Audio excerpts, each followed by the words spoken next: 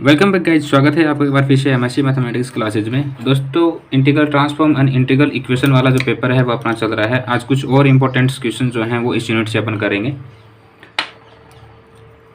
तो आगे बढ़ने से पहले आप सभी से एक रिक्वेस्ट है, अगर आप हमारे चैनल पर नए हैं तो चैनल को सब्सक्राइब कीजिए, अपने दोस्तों के साथ शेयर कीजिए, और अगर आपको क्लासेज पसंद आती हैं तो एक लाइक भी ज़रूर करके जाइए मोटिवेशन के लिए। तो आज का जो हमारा सवाल है ये बहुत ही इम्पोर्टेंट सवाल है। इसमें इस क्वेश्चन के 3 पार्ट हैं। इन तीनों पार्टों में से एक ना एक पार्ट आपसे एग्जाम में पूछ लिया जाता है। हर साल आपसे कोई ना कोई क्वेश्चन जो एग्जाम में पूछा ही जाता है। ठीक है, तो हमारा जो क्वेश्चन है वो कुछ इस तरीके से है, देखना। इसमें कहा गया है कि फाइंड द हेंकल ट्रांसफॉर्म। यहाँ पर जो एस टी इसका मतलब है हेंकल ट्रांसफॉर्म। ठीक है, किस चीज़ के बताने हैं? पार्ट ऑफ फर्स्ट है e की power minus a x, part of second है e की power minus a x upon x, and part of 3 जो है वह है e की power minus a x upon x square. बस यही है। ठीक है, तो इन तीनों पार्टों में से कोई ना कोई एक या 2 पार्ट आपसे हर साल एग्जाम में पूछा जाता है, और अगर नहीं भी पूछा जाता है तो इसकी प्रॉपर्टीज़ के बारे में हमें पता होना ज़रूरी है, क्योंकि यहाँ से हमें कुछ क्वेश्चंस कुछ फंक्शन जो हैं वो निकालने पड़ते हैं और उनका अपन डायरेक्ट जो है वो यूज कर सकते हैं। तो व्हेनेवर जब कभी भी हमें क्या होगा, उन डायरेक्ट टर्म्स की ज़रूरत पड़ेगी तो एग्ज़ाम में हम क्या कर सकते हैं, इनकी हेल्प से उनको निकाल सकते हैं अगर आप भूल गए हैं तो। ठीक है, तो अगर मैं इनकी अलग अलग तरीके से बात करता हूँ तो जैसे अगर मैं इसकी बात करूँ तो ये 2014 और 2016 में पूछा गया। ठीक है, ये वाला क्वेश्चन जो है ये 11 में और फिर 13 में पूछा गया था, और ये वाला जो क्वेश्चन है ये लगभग अब तक 3 से 4 बार पूछा जा चुका है। अभी मुझे एग्जैक्ट याद नहीं आ रहा कि कब कब पूछा गया है, पर ठीक है ना। कहने का मतलब ये है कि इन तीनों प्रॉपर्टीज़ में से कोई ना कोई पार्ट जो है वो आपसे हर साल एग्जाम में पूछ ही लिया जाता है। ठीक है, तो मैं आपको पार्ट फर्स्ट और पार्ट सेकंड जो है ये अभी करवाता हूँ, और अगर क्लास ज़्यादा लंबी नहीं होगी तो पार्ट थर्ड भी करवा देंगे, उसके बाद देखते हैं। ठीक है, तो भाई यहाँ पर इस क्वेश्चन में एक चीज़ और दे रखी है आपको, एक प्रॉपर्टी और दे रखी है। वो क्या है? इसमें कहा गया है कि वो कंडीशंस में बांधा गया है। वो क्या है? xj1 px as the colonel. ठीक है, तो यहाँ पर कहने का मतलब ये है कि आपको न्यू इक्वल टू जो है वो 1 यहाँ पर दे दिया गया है, सिंपल सा। ठीक है, तो प्यारे बच्चों इसका देखते हैं अपन सॉल्यूशन। देखना क्या सॉल्यूशन होगा। सबसे पहले हम क्या करते हैं, by using of definition.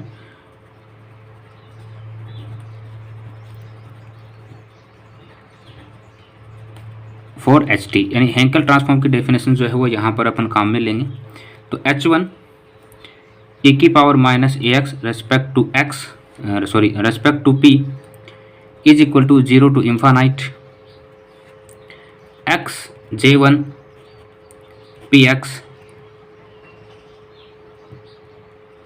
px और e की power minus a x d x. ठीक है, हमने यहाँ पर ये प्रॉपर्टी जो है अप्लाई कर दी। हेंकल ट्रांसफॉर्म की जो डेफिनेशन है उसको यहाँ पर जो है वो सीधा क्या कर दिया, अप्लाई कर दिया। ध्यान रहेगा, छोटी छोटी बातें हैं। यहाँ पर हम क्या करेंगे, j1 px की वैल्यू को पुट करेंगे, तो 0 to infinite x, ओके, और इंटू e की पावर माइनस ए एक्स। अब j1 px की जो वैल्यू वो क्या होगी, r इक्वल टू 0 से इन्फानाइट माइनस 1 की power r upon factorial r, है ना, इंटू गामा ऑफ r+2। अब ये r+2 कैसे आया? क्योंकि यहाँ पर क्या होता है, according to formula nu plus r+1 होता है, लेकिन यहाँ पर न्यू की वैल्यू आपको क्या गिवन है, 1 दे रखी है, तो ये r+2 इस वजह से हुआ है गामा ऑफ। ठीक है, इंटू px/2 की पावर क्या होता है, न्यू प्लस 2r होता है। ठीक है, तो 2r प्लस न्यू की वैल्यू क्या है, 1 एंड dx। आ गया समझ? मैं वापस से आपको बता देता हूँ कि ये जो फंक्शन है किस तरीके से बना। देखना, जे न्यू पी एक्स की जो वैल्यू है वो होती है r इक्वल टू 0 से इन्फानाइट माइनस 1 की power r upon factorial r into gamma of new plus r+1 px/2 into 2r plus new. ठीक है, और यहाँ पर हमारे पास क्या था, न्यू की जो वैल्यू है वो 1 है। ठीक है, यहाँ पर क्या है, न्यू इक्वल टू 1 है। अगर न्यू इक्वल टू 1 है तब हमारे पास ये जो प्रॉपर्टी है वो निकल के आएगी। अब इसको थोड़ा सा अरेंज कर लेते हैं। जैसे ही हम इसको अरेंज करेंगे तो हमारे पास क्या होगा, r इक्वल टू 0 से इंफानाइट माइनस 1 की power r upon factorial r into gamma of r plus 2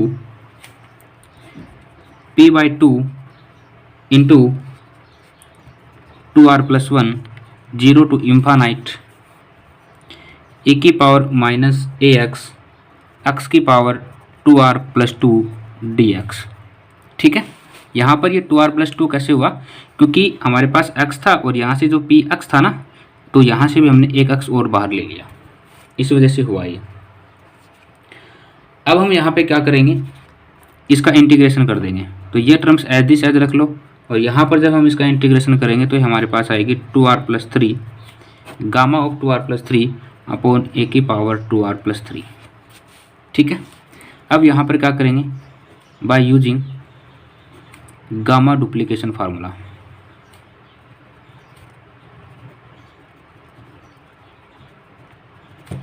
ठीक है, तो यहाँ पर गामा डुप्लीकेशन फार्मूला जो है वो काम में लेंगे। तो फिर हमारे पास नेक्स्ट टर्म्स क्या होगी, सिग्मा r इक्वल टू 0 से इंफानाइट माइनस 1 की power r upon factorial r into gamma of r plus 2 into p/2 की पावर 2r प्लस 1 इंटू 2 की power 2r plus 3 minus 1 and r plus 3/2 gamma of r plus 3/2 into gamma of r plus 2 upon a की power 2r plus 3 and root of पाई। ठीक है, gamma duplication का formula हमने यहाँ पे काम में लिया और हमने ये सब करके बता दिया। अब यहाँ पे एक चीज़ देखेंगे, gamma r plus 2 and gamma r plus 2, तो यहाँ से क्या हो जाएगा, कट जाएगा। तो बचा हुआ टर्म्स जो है वो क्या होगा, देखना ज़रा, r इक्वल टू 0 से इंफानाइट, थोड़ा सा और इसको सोल्व करेंगे, minus p square by a square की power r 1 upon factorial r 2p upon a cube 3/2 base of r and gamma of 3/2 upon gamma of 1/2। ठीक है, ये 1/2 जो है ये कहाँ से आया, यहाँ पर मैं बता देता हूँ, रूट ऑफ पाई की जो वैल्यू है वो 1/2 गामा। ठीक है, यहाँ पर हमने ये वैल्यू ली है, इसलिए डायरेक्ट हमने इस टर्म्स को यहाँ पे बता दिया। आ जाएगा समझ, कोई दिक्कत नहीं। चलो देखते हैं फिर आगे क्या स्टेप हो सकती है। यहाँ से देखना, r इक्वल टू 0 से infinite 1 upon factorial r minus p square upon a square की पावर r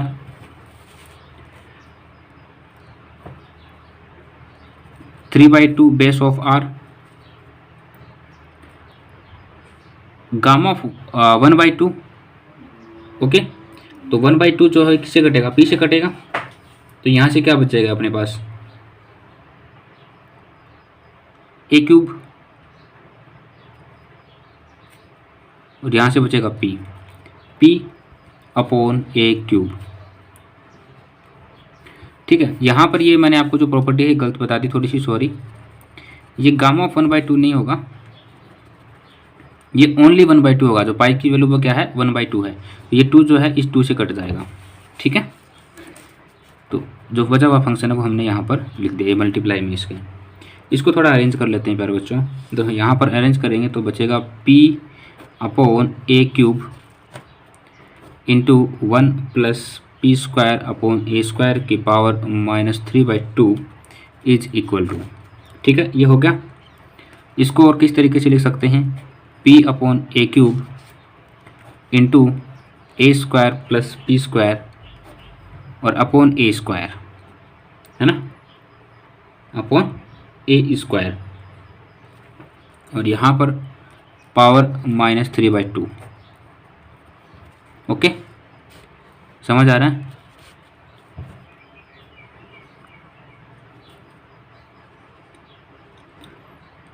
अब यहाँ पर आपके पास एक कंडीशन है कि अगर a जो है वो ग्रेटर देन 0 हो तो उस कंडीशंस में क्या होगा, p इंटू ए स्क्वायर प्लस पी स्क्वायर की पावर -3/2 आंसर हो जाएगा।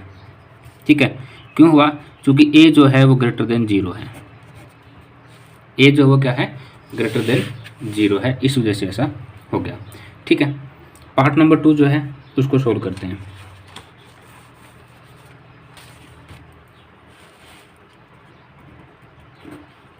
पार्ट नंबर 2 जो था वो था हमारा e⁻−ax अपॉन x।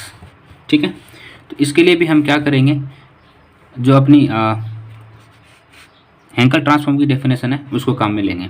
देखो ऊपर वाले जो क्वेश्चन मैंने अभी आपको करवाया, अगर इसमें कोई दिक्कत आपको आए, कोई टर्म समझना आए तो वो बता देना, मैं बता दूंगा आपको। ठीक है, हालांकि नहीं आनी चाहिए क्योंकि इतने सारे क्वेश्चन करवा दिए हैं तो आपको पता चल ही जाएगा कि कहाँ पर क्या गणित लगाई गई है। ठीक है, देखिए सॉल्यूशन देखना इसका। Now we have using H T का मतलब क्या है यहाँ पर, Hankel transform. h1 e⁻−ax upon x respect to p is equal to 0 से infinite x j1 px into e⁻−ax upon x dx। कोई दिक्कत नहीं होनी चाहिए, x से x कट जाएगा, x से x कट गया। अब यहाँ पर देखो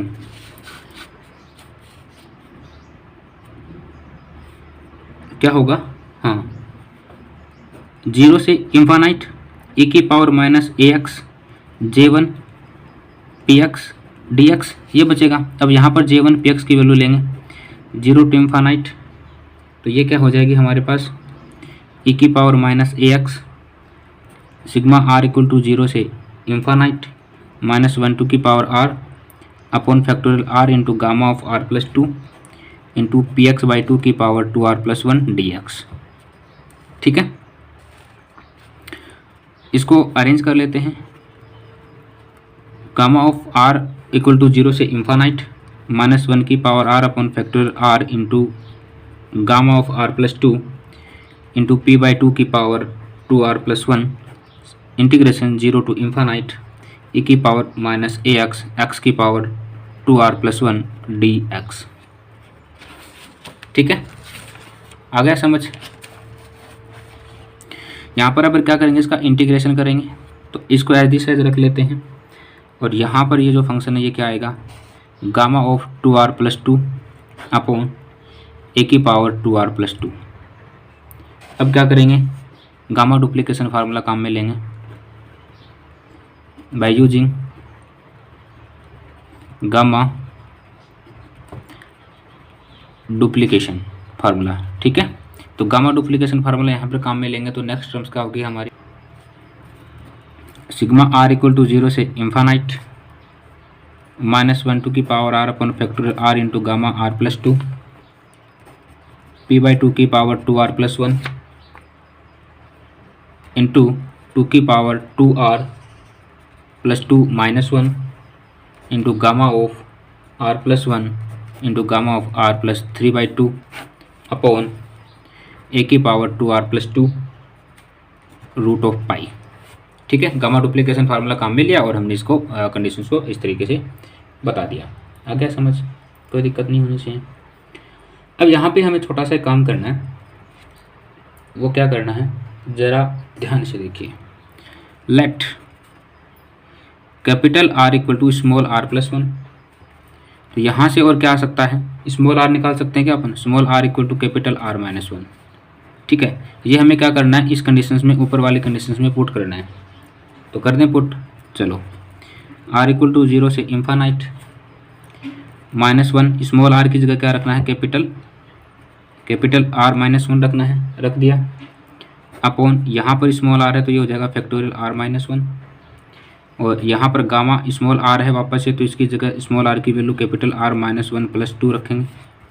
यहाँ से ये p/2 हो जाएगा और ये 2 और कैपिटल R-1 + 1 इंटू 2 की पावर 2 इंटू R-1 और यहाँ से बच जाएगा प्लस का 1 अपॉन ए की power 2 R-1 + 2 gamma of r minus 1 plus 1 and gamma of r minus 1 plus 3 by 2 upon root of पाई।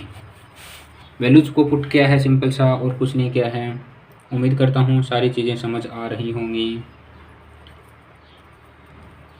ठीक है, अब यहाँ पर आपको चीज़ ध्यान रखनी है, ये जो आर है ना, स्मॉल आर है ना, इसकी जगह भी हमें क्या करना था, कैपिटल आर रखना था। लेकिन ये होगा कब, जब आर इक्वल टू 1 होगा तब। ठीक है, तो यहाँ से हम देखेंगे, एक स्टेप और बढ़ा दूँ क्या, थोड़ी सी बताओ, बढ़ा दें क्या? चलो बढ़ा देते हैं। यहाँ पे देखना, सिग्मा आर इक्वल टू 1 से इन्फानाइट -1 की power r -1 upon factorial r -1। ठीक है, और यहाँ से आर -1 प्लस 2, तो प्लस का 1 ज़्यादा है तो +1 p/2 इंटू यहाँ से देखना, ये 2r -2 प्लस 1, 2r -2 प्लस 1, तो किसका ज़्यादा है, प्लस का ज़्यादा है। तो यहाँ से क्या बन जाएगा अपने पास, 2r -1 p/2। ठीक है, और इसको मैं क्या लिख सकता हूँ, हाँ जी क्या चल रहा था, क्या कर रहे हैं, हाँ 2 की पावर, यहाँ पे देखना इसको 2r -2 और +1, तो यह क्या बचेगा 2r -2, तो माइनस का 1 ज़्यादा है। यहाँ नीचे देखना 2r -2 प्लस, तो यहाँ से बचेगा सिर्फ 1 की पावर 2r। यहाँ पर इसको देखना है प्लस माइनस कैंसिल, तो गामा ऑफ कैपिटल R। यहाँ से देखना r यानी कि 3 - 2, तो माइनस का कितना बचेगा, ये r + 1/2 अपॉन रूट ऑफ पाई।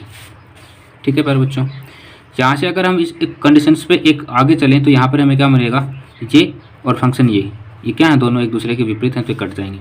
तो बचा हुआ फंक्शन जो है वो यहाँ पर मैं लिखता हूँ, क्या बचेगा, gamma capital R equal to 1 से इन्फानाइट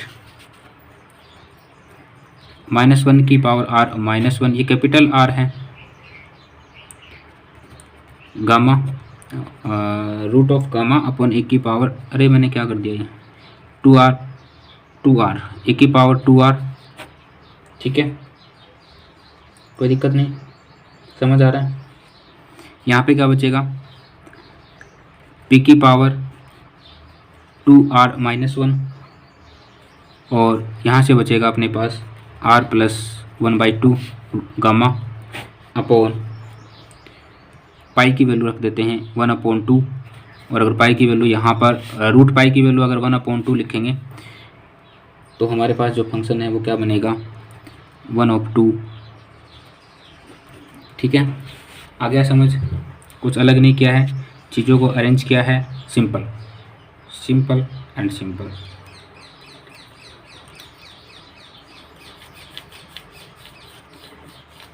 ठीक है, अब हम क्या करेंगे, इस फंक्शन में जो हमारा फंक्शन है इसको थोड़ा सा और अरेंज कर लेते हैं, अगर कुछ संभव प्रॉपर्टीज अगर कुछ बन जाए तो देखना ज़रा कैसे।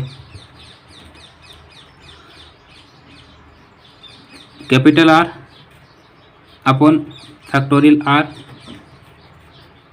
p² की पावर R अपॉन a की पावर 2r, और ये जो 1/2 था इसको ऊपर लेके जाएंगे तो ये हो जाएगा 1/2 r स्मॉल r बेस में, और यहाँ से इस फंक्शन को क्या लिखा जाएगा, -1/p।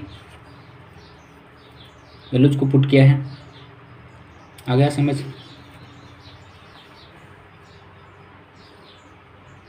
आ रहा है ना समझ इजीली। चलो ये जो -1/p था इसको यहाँ पर रख लेते हैं, gamma capital R equal to 1 से इन्फानाइट। यहाँ से देखना ये जो p है, आपको p दिख रहा है, ये इसका बेस इक्वल है, और पावर ऐड करेंगे तो क्या होगा, सॉरी इनको मल्टीप्लाई करेंगे तो क्या होगा, -p²। यहाँ से आप देखेंगे a², तो यहाँ से a² उनकी पावर r। ठीक है, ये क्या था 1/2 बेस ऑफ r, और ये फैक्टोरियल r। ठीक है, इसमें क्या करेंगे, इसमें हम करेंगे +1/p और -1/p, कोई फ़र्क तो नहीं पड़ेगा। 1/p ऐड कर दिया, 1/t सब्सट्रैक्ट कर दिया, कोई दिक्कत नहीं।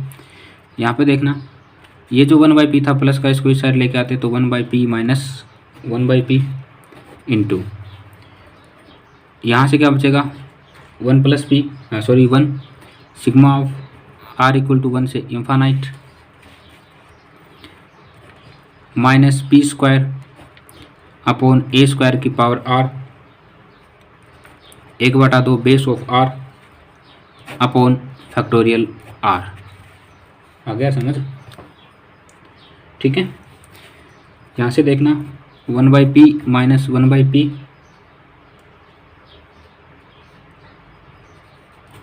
सिग्मा r = 0 से infinite minus p² upon a² की power capital R into 1/2 small r upon factorial r। Limits को चेंज किया है, जैसे हम इसकी लिमिट्स को चेंज करेंगे तो 1/p minus 1/p into 1 + p² upon a² की power -1/2।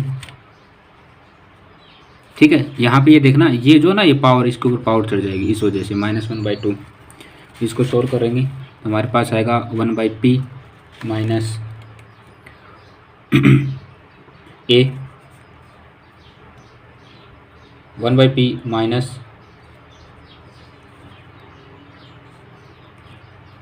a upon p into a² plus p²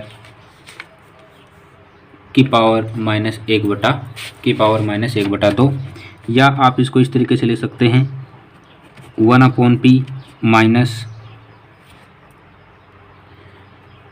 a/p into a² plus p², और ये पावर माइनस के नीचे आएगी तो रूट हो जाएगी इसका।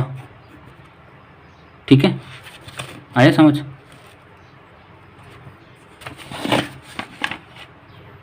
ये पावर को नीचे ले आए तो ठीक है। तो फाइनली हम क्या बोल सकते हैं, फाइनली हम ये बोल सकते हैं कि h1 e⁻−ax upon x respect to p = this function. ठीक है, तो यहाँ पर क्या होता है, ये हेंस प्रूव होता है। कोई टर्म्स या कंडीशंस समझ नहीं आई हो, लाइन कोई समझ नहीं आई हो तो बता देना, कमेंट कर देना, कमेंट बॉक्स खुला पड़ा है, वहाँ पर मैं आपको चीज़ें बता दूंगा। अब आपके लिए होमवर्क है, सिंपल सा होमवर्क है। करना क्या है, सेम वही काम करना है, सेम जो अपन ऊपर करके आए हैं इस वाले क्वेश्चन में सेम टू सेम वही काम करना है प्रॉपर्टी नंबर 3 के लिए। जो अपनी प्रॉपर्टी नंबर 3 है e⁻−ax अपॉन x², इसके लिए। अब यहाँ पे देखो, यहाँ पर x² है, ठीक है, तो यहाँ पर x से कटेगा नहीं, कट तो जाएगा, एक x से एक x कट जाएगा, लेकिन यहाँ पे 1/x बचेगा। ठीक है, तो जैसे ही ये 1/x बचेगा तो उसको क्या करना है, इन्वर्स कर देना, बस इतना ही करना है। और बाकी जो हमने e⁻−ax अपॉन x में किया है सेम टू सेम वैसा ही यहाँ पर आपको करना है, और इसका रिजल्ट जो है वो अलग आ जाएगा। रिजल्ट वो कौन सा आएगा वो आपको निकाल के बताना है। ठीक है प्यारे बच्चों, तो आज की क्लास इतनी ही रखते हैं। लगभग 25 मिनट आपकी हो चुकी हैं। क्लास से आप बोरियत फील ना करें, इसलिए आज के लिए इतना ही। थैंक यू सो मच दोस्तों।